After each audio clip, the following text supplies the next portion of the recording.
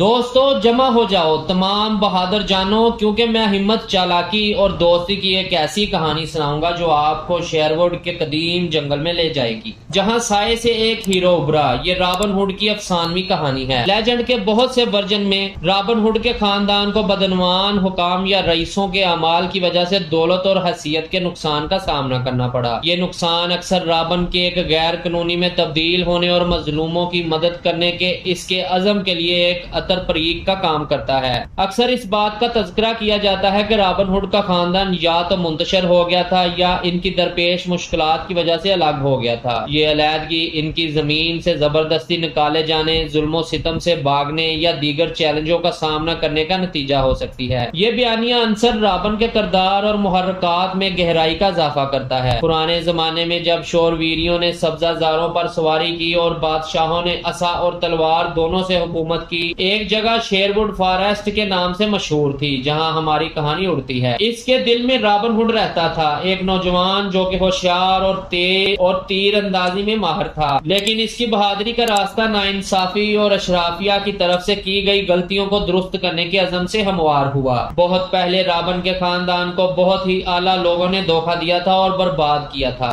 जिन्हें इनकी हिफाजत करनी चाहिए थी। इस सानी के तनाजर में रॉबिन ने एक गैर कानूनी लबादा ओढ़ लिया, इस अज़म का इजहार किया कि वो ज़ाहरी तौर पर दौलतमंदों को लूटकर और इनका माल गरीबों में तकसीम करके पसमानदा लोगों की वजह से आगे बढ़ेगा। लेकिन इस तरह की बहादुरी एक कीमत पर आई नोटिंघम के शेरिफ के लिए, जो कि एक जहरीला सांप था जिसने रॉबिन की फलाही शोरश को कुचलने की कोशिश की थी। रॉबिन के सर पर अनामात रखे गए थे और इसका महज नाम ही बदनवानों की रीढ़ की हड्डी में कांप उठा था। खतरे से बेखौफ रॉबिन ने शेरवुड में हम ख्याल रूहों के एक ग्रुप को जमा किया। ये मैरी मैन, जैसा कि इन्हें शौक से डब कहा जाता था, इनमें बड़ा छोटा जॉन भी शामिल था, जिसका दिल इसके कद की तरह वसी था।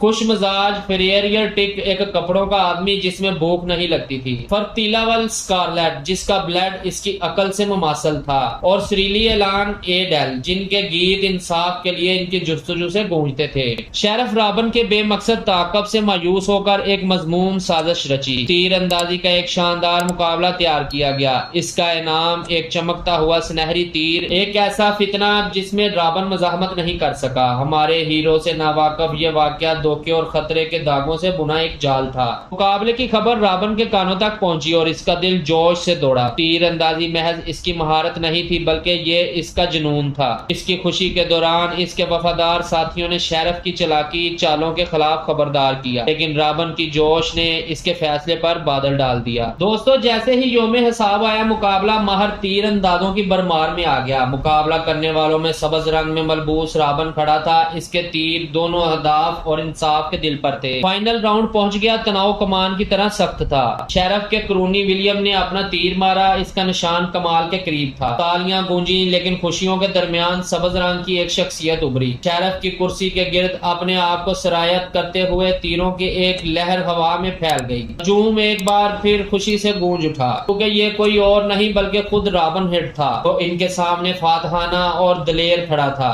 फलने फूलने के साथ रॉबिन ने एक स्याह विग को रद्द कर दिया। इसके जलते बालों की मांस चमक रहे थे। शेरिफ का मंसूबा हवा में पार्चमेंट की तरह रेजा रेजा हो गया और रॉबिन अपनी सवारी पर चढ़ते हुए जुदाई के वादे के साथ अपने असबियत को ताना देते हुए कहा, अगली बार तक प्यारे शेरिफ। शेरिफ के मुहावजों के ताकब में रॉबिन अपने पीछे तारीफ और इल्हाम का रास्ता छोड़कर जंगल में गायब हो गया। उसके कारनामे गीत बन गए जो पूरे मुल्क में गाए गए, रास्तबाजी और जुरातमंदी की टेप्स्ट्री बन रहे थे। और इसी तरह प्यारे सामीन, रॉबिन हुड को याद रखें, जो तीर अंदाज गैर मामूली है, जिसने जुल्म का मुकाबला किया और मजलूमों की हिमायत की। इसके दलेराना जज्बे में हम नाइंसाफी के खिलाफ खड़े होने की हिम्मत, अपने साथियों के साथ खड़े होने की वफादारी और ये यकीन करने की जुरात पाते हैं कि बड़े से बड़े दुश्मन को भी शिकस्त दी जा सकती है। हमारी अगली कहानी तक आपके दिल रॉबिन के तीरों की तरह बेलचक रहे, हमेशा के लिए इंसाफ की आंख से टकराते रहे।